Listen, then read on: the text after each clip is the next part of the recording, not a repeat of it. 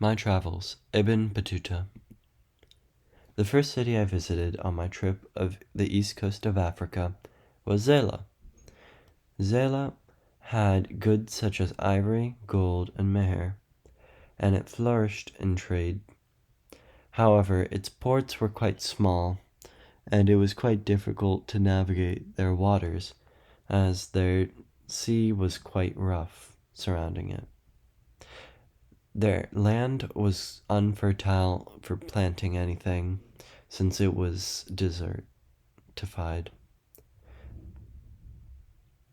The government was decentralized and it had quite a few autonomous city-states. This caused the people there to be unruly and quite rude. The only sense of order there was their slavery. Their slaves were obedient, and they seemed to be treated quite well.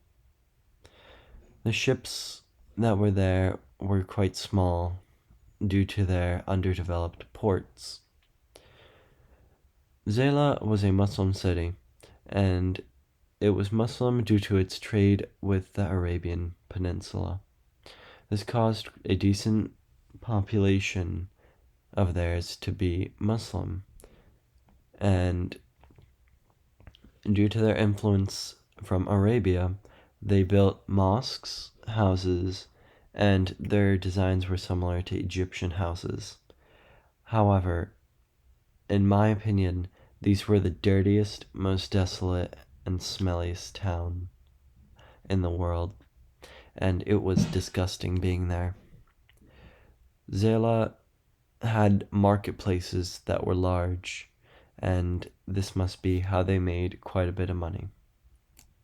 The next city I visited, Mogadishu. Mogadishu, on the contrary, was a beautiful city. It had vast culture in that they made pottery, weaponry, and they had Islamic traditions. They traded spices, ebony, ivory, and gold, and they also traded with the Muslims, which must be how they got Islam in the area. They were located near the Indian Ocean, which allowed trade access with India and other nations. Their area was plateaus, plains, highlands, and they had mountains near them. It was usually hot there due to its proximity towards the equator. However, since their buildings were well built and the city was near the water, it wasn't nearly as bad. Their city was also surrounded by a numerous amount of walls, which showed how rich their government was.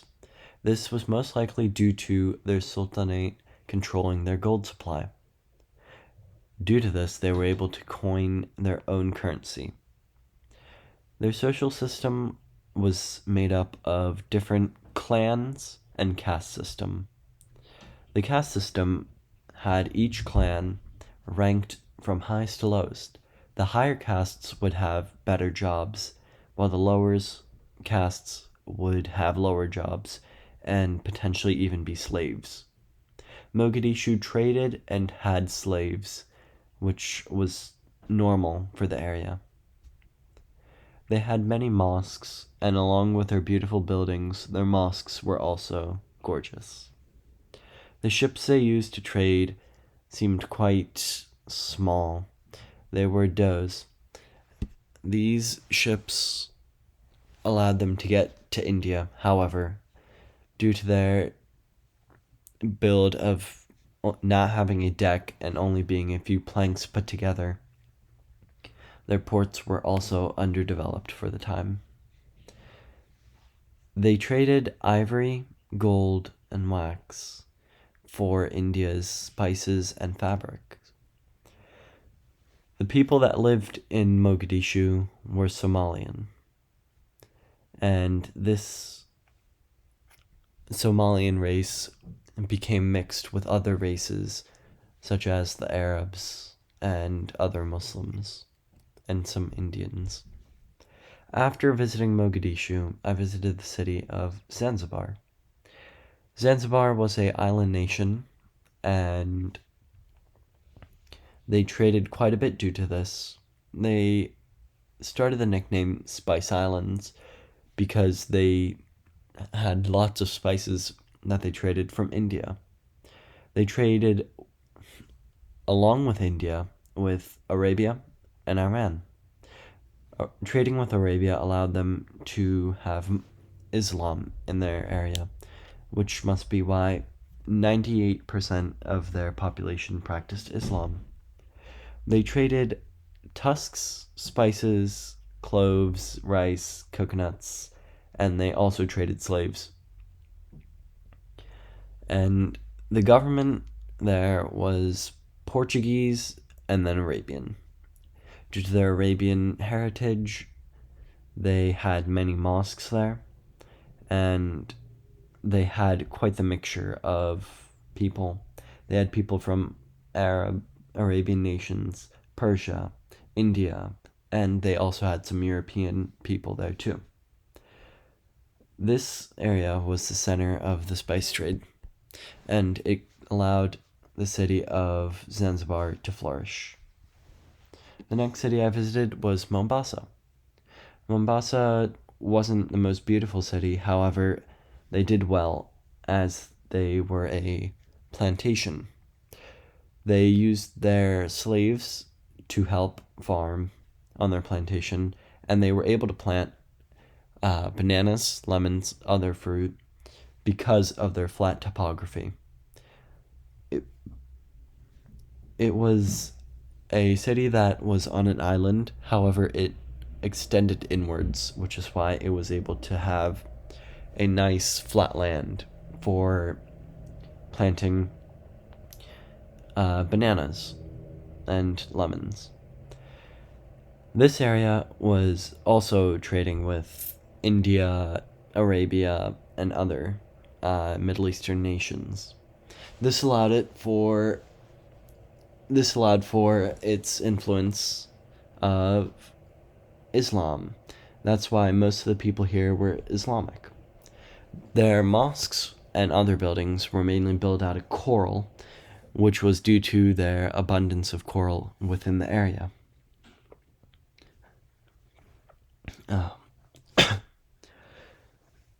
Mombasa also traded slaves that they used for plantations, allowing them to gain access to spices and grains, which they did not get other than with trade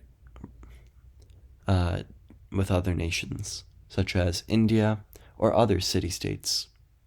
Finally, the last city I visited was Kilwa. In Kilwa, I had the privilege of staying in the Sultan's palace. This palace was beautiful. It was large, and it was made out of stone. Most of the people there spoke Swahili and practiced Islam. This was most likely due to their trade of slaves, gold, and ivory with the Arabian Peninsula, the Middle East, and India. Kilwa imported glass, silk, and porcelain. They imported quite a few luxury goods due to their rich stature. This city was an island nation, which allowed them for more access to other areas, which is why they were able to trade so easily. Kilwa was quite prosperous, allowing them to build bigger and better buildings than other city-states in the area. This allowed them to be the most prosperous Swahili state in the area. Kilwa was a great city, and it was the largest port, and its makeup was of soil, rock, and red soil. Sand, rock, and red soil. And it also had coasts that were quite swampy. This is why they weren't able to farm as much, causing them to be forced to trade. Slavery here was prominent since they couldn't farm, they couldn't trade food or coconuts or any type of fruit or vegetable, so they had to trade lots of slaves. So more than 20,000 slaves passed through the ports each year in this area. And the ships they used to send those were doughs, and they were just a few planks sewn together. Many of these cities had used these ships, which caused their ports to be underdeveloped. However, Kilwa had great ports due to their reliance on trade.